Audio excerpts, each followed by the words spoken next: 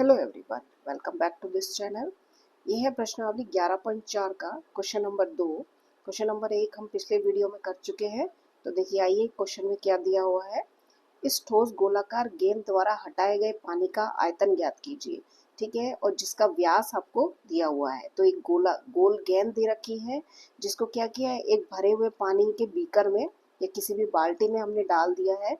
तो कितना पानी उसमें से बाहर आ जाएगा, उसका आयतन हमें निकालना है। ठीक है, कि जैसे ये देखिए, ये बाल्टी है जिसमें पानी भरा हुआ है ऊपर तक। ठीक है, तो इसमें यदि हम एक गोलाकार गेंद, ठोस गेंद डालते हैं, ठीक है, ओबियसली जब हम गेंद डालेंगे इसमें तो थोड़ा बहुत पानी क्या होगा, बाहर निकल जाएगा। ठीक है, तो वो ये कह रहा है कि इसमें हटाए गए कितना पानी उसमें बाहर निकला है, उसका आयतन आपको निकालना है कि कितना पानी उसमें बाहर निकल गया है। ठीक है, तो देखिए, और उस गोले का क्या दे रखा है, आपको व्यास दे रखा है। ठीक है, तो देखिए कैसे सॉल्व करना है इसको। देखिए, गोलाकार गेंद का व्यास आपको दिया हुआ है 28 सेंटीमीटर। ठीक है, ये पहला क्वेश्चन हम कर रहे हैं। ठीक है, ये आपको दिया हुआ है। तो आपको क्या करना है, गोलाकार का क्या निकालना है, आयतन निकालना है। तो उसका फॉर्मूला हमको निकालना पड़ेगा गेंद का। तो यहाँ लिखेंगे हम गेंद का आयतन। इसका फॉर्मूला हमें लिखना है। ठोस गोलाकार गेंद का आयतन का फॉर्मूला होता है 4/3 पाई आर की घात 3। ठीक है, आर क्यूब होता है। ठीक है, तो सिंपल सा इसमें आपको क्या करना है, देखिए आर होती है उस गोले की त्रिज्या, पाई 22/7 होता है। ठीक है, तो हम क्या करेंगे, सबसे पहले त्रिज्या निकालेंगे। ठीक है, तो त्रिज्या क्या होती है, व्यास की आधी होती है। ठीक है, व्यास जो होता है उसकी आधी होती है, उसको 2 से भाग करेंगे हम। तो व्यास हमें दे रखी है 28/2 करेंगे हम, तो ये आएगा 14 सेंटीमीटर। ठीक है, तो हम आयतन निकालेंगे अब। तो आयतन हमारे पास होगा ये 4/3, पाई की वैल्यू हम रखेंगे 22/7। जब तक हमको क्वेश्चन में दिया हुआ नहीं है कि या तो 22/7 लेनी है या 3.14 लेनी है, जो भी आपका कैलकुलेशन के हिसाब से जो भी आपका सेट बैठता है वो आप ले सकते हैं।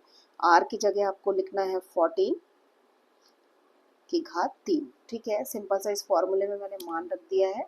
अब इसकी क्या है, कैलकुलेशन करेंगे हम। ठीक है, तो देखिए ये है 4/3 22/7। अब 14 की घात 3 है, तो 14 को हम क्या करेंगे, 3 बार मल्टीप्लाई करेंगे। ठीक है, तो देखिए 7 से हम इसको कैंसिल करेंगे, तो ये होगा 7 दूनी 14। ठीक है, इसको इसको मल्टीप्लाई करेंगे हम, तो ये आएगा आपके पास 4 मल्टीप्लाई 22 2 14 14/3। ठीक है, जब हम इन तीनों को हम इन ऊपर वाली जो है ये संख्याएं, इनको हम मल्टीप्लाई करेंगे, तो ये हमारे पास आएगा 2464 मल्टीप्लाई 14/3। ठीक है, इसको हम मल्टीप्लाई करेंगे, इसको और इसको, तो ये आएगा 34496/3। ठीक है, इसको हम 3 से भाग करेंगे, तो ये हमारे पास आएगा 11498/2/3। ठीक है, और इसका यूनिट आपको लिखना है सेंटीमीटर क्यूब।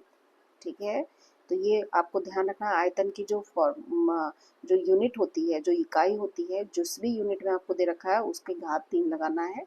या आप इसको हिंदी में भी लिख सकते हैं, इसको हम लिखते हैं घन सेंटीमीटर। ठीक है, तो ये आपका हो गया क्वेश्चन नंबर फर्स्ट। अब हम क्वेश्चन नंबर सेकंड देखेंगे इसका। हाँ जी, क्वेश्चन नंबर सेकंड में हमें गोले का व्यास दे रखा है हमको 0.21 मीटर, ये मीटर है नॉट सेंटीमीटर, ठीक है। तो देखिए इसको कैसे सॉल्व करना है। तो गोले का व्यास आपको दिया हुआ है, ये आपको याद रखना है, त्रिज्या नहीं दी हुई है यहाँ पर, आपको क्या दे रखा है, व्यास दे रखा है। इसलिए अब हम इसकी त्रिज्या निकालेंगे। त्रिज्या जो होती है वो व्यास की आधी होती है, तो ये 0.21 अपॉन 2, ठीक है, मीटर। तो आप इसको ऐसे सॉल्व करने के बजाय इसको ऐसे रहने दीजिए, ठीक है। अब हम निकालेंगे गोले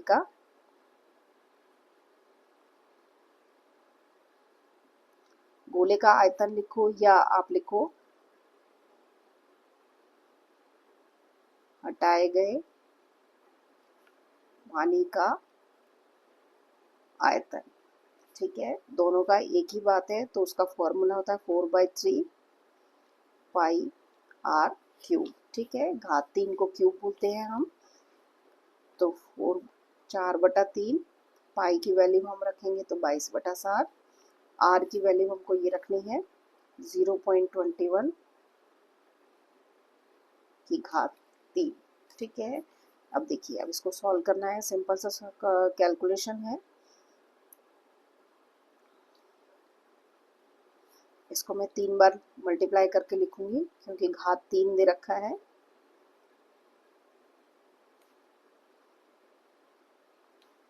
ठीक है, तो देखिए इस 2 2 जा 4 होता है, 4 से 4 कैंसिल हो जाएगा, इस 2 से ये जाएगा तो 11 कटेगा, ठीक है। और ये इससे हम कैंसिल करेंगे इसको तो 0.01, देखिए 7 दिया होता है 21, ये 21 है, ठीक है। अब देखिए, अब अपने पास मल्टीप्लाई करने के लिए क्या क्या बचा है।